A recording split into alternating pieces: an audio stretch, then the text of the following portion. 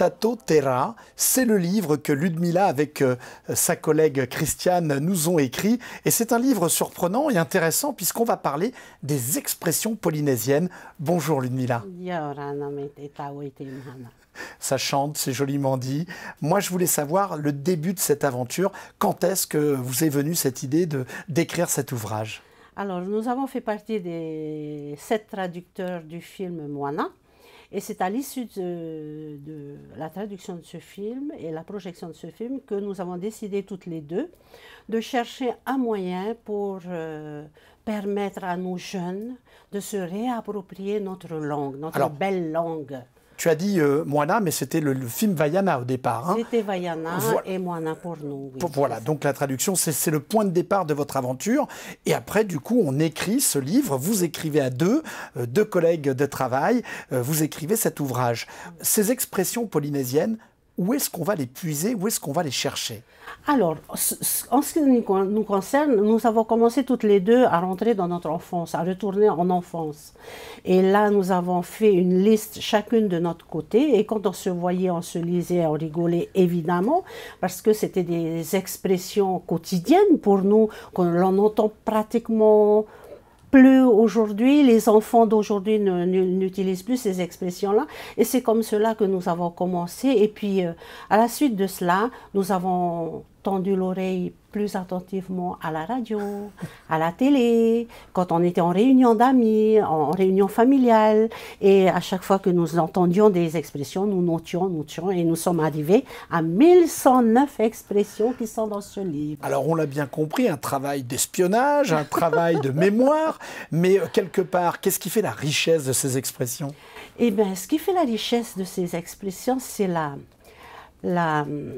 différence qu'il y a avec les expressions françaises. Nous avons beaucoup d'expressions imagées. Et c'est ce qui fait la richesse des expressions polynésiennes. Alors en France, on connaît les brèves de comptoir. C'est pour ça que je te parlais d'endroits, de lieux. Est-ce qu'il y a des lieux, des endroits plus favorables finalement à toutes ces expressions? Alors oui, partout en fait. Dès qu'il y a rencontre de 2, 3 ou plusieurs personnes, eh bien, on est sûr que des expressions sont entendues là, que ce soit au temple, que ce soit lors des bringues, que ce soit en réunion familiale ou lors d'une naissance, d'un mariage. Et là, toutes les deux, donc depuis 2019, nous avons noté. Et voilà le résultat. Est-ce que dans votre travail, finalement, il y avait une volonté aussi peut-être d'améliorer la langue, ou c'était vraiment la retranscription des expressions sans volonté ni d'amélioration, ni de condamnation ou de critique, je ne sais pas. Quel était le but un peu de cette opération? En fait, le but de cette opération était d'intéresser les jeunes. Voilà. Enfin, plus particulièrement les jeunes, mais aussi les personnes âgées, pour qu'ils puissent retransmettre à leurs enfants, à leurs petits-enfants, ce qu'ils ont appris quand ils étaient plus jeunes, eux. Et nous, c'était notre objectif à nous, d'intéresser le plus de personnes possible pour pouvoir partager davantage. Est-ce qu'à travers les expressions, on peut parler d'une évolution générationnelle? Est-ce que les expressions ont changé dans le temps? Oh oui, beaucoup. D'ailleurs, nous ne sommes pas arrêtés à écouter, à espionner, comme tu dis. Nous sommes allés rechercher également dans les livres, nous avons fait des recherches livresques. Nous avons étudié le dictionnaire, dans lequel on trouve énormément d'expressions. Et nous avons repéré un livre qui a été écrit par Horsman en 1823, où des expressions, même nous, on a eu du mal à comprendre. Heureusement que la traduction était à côté.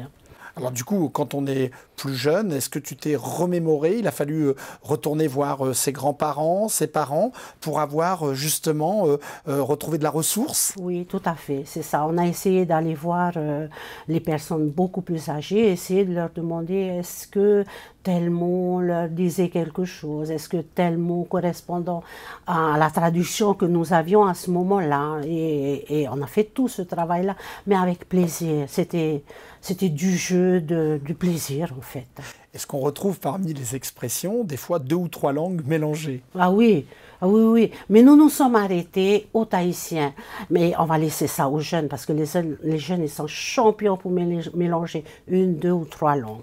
Est-ce que l'idée, c'est aussi de rencontrer ces jeunes, finalement, pour qu'ils aient un petit regard sur ce travail qui a été fait?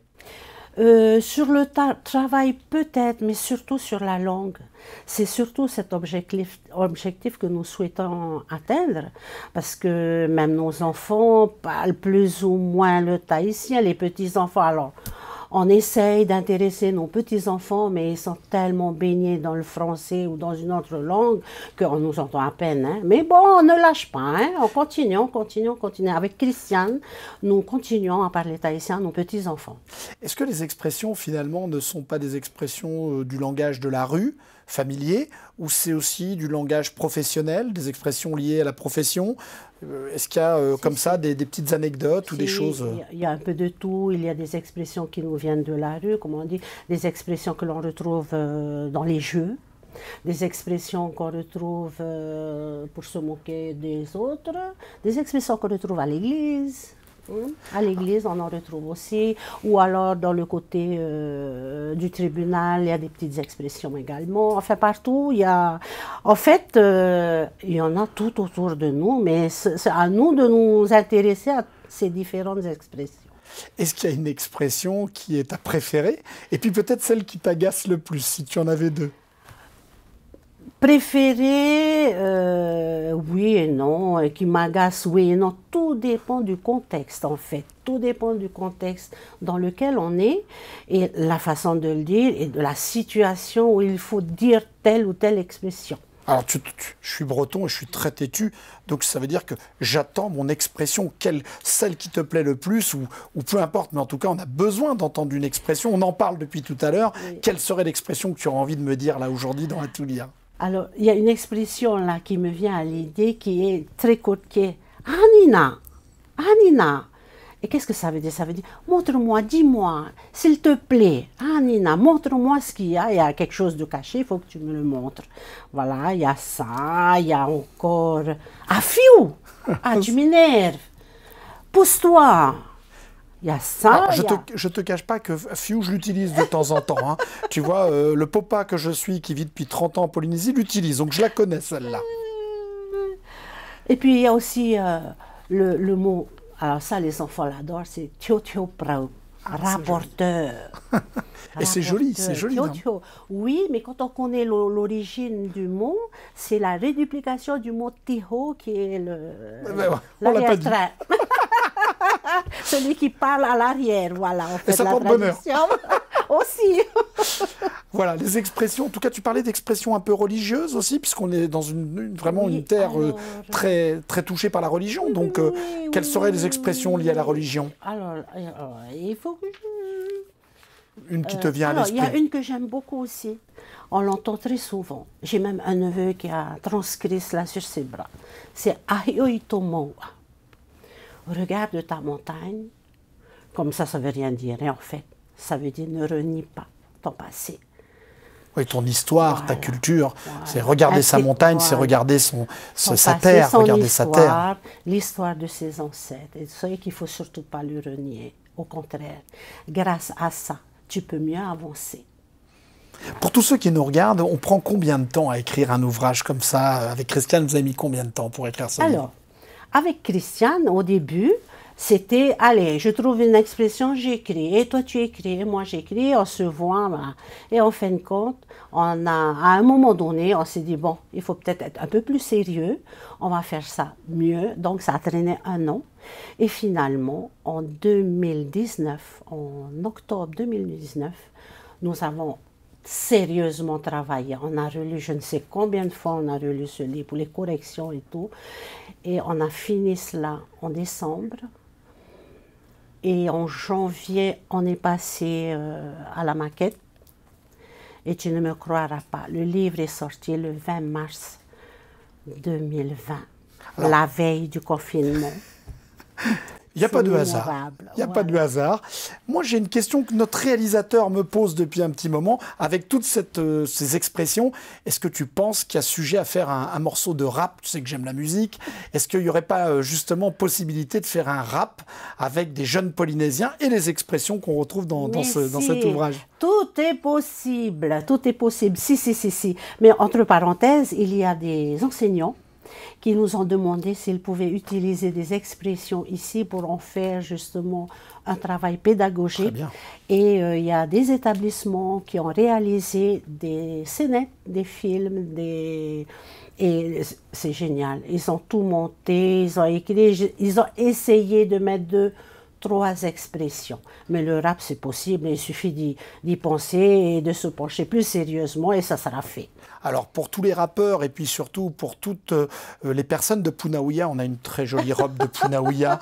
Donc est-ce que tu peux nous réciter ou nous raconter un petit peu quelques expressions de ton ouvrage? Oui, bien avec sûr. bonheur que nous allons t'écouter. Tout à fait, tout à fait. Alors il y a la première expression de ce livre.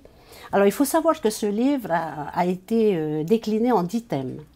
Alors, il y a le thème des dictons et proverbes, il y a le thème lié à la nourriture, le thème lié au corps, les émotions, les qualificatifs d'une personne. Enfin, il y en a 10, les jeux. Et la première expression, c'est celle-ci, Atut e hureiraro et aferuri. Ou alors, Aparhei et aferuri. Alors, je te traduis ça littéralement. Pose tes fesses à terre et réfléchis. Ou alors, assieds-toi et réfléchis. Ça nous fait penser à tourner sa langue dans sa bouche 7 fois avant de parler. Alors, vous voyez un peu même pas la comparaison. En français, on parle de langue et nous, on parle de fesses. Asseyez-vous, mets-toi à terre, ne bouge plus, sois assis et réfléchis. Voilà, celle-là, c'est la première. Ensuite, je vais te proposer une autre qui est celle-ci. Hopeteau. Hope venir, finir, maximum. Théo, merveilleux. Alors, la traduction littérale, c'est l'excellence est atteinte. Et donc, si agréable. Alors, Hopeteau, on l'utilise soit quand on apprécie un spectacle, soit à un moment donné où on a fait un travail lassant et on se retrouve là. On se pose et on est reposé, on est là. Ah, merveilleux, c'est ça, Hopeteau. Alors tu vois, ça me fait penser quand même que les expressions, non seulement on les dit, mais on les compte, on les joue, elles sont vraiment vivantes et la personne en fait presque un petit peu de théâtre. Oui, c'est déjà ça. La fin de notre émission. Il y aura sûrement un nouvel ouvrage puisque toutes les expressions ne pouvaient malheureusement pas figurer dans ce premier volume. Oui, oui, tout à fait. Le deuxième est en cours. Eh bien, ce sera l'occasion pour nous d'un nouvel à tout lire. Je vous dis en tout cas à très vite, à très bientôt. Nous, c'est toujours un plaisir. Et puis, on trouvera une expression en tout cas pour se retrouver prochainement.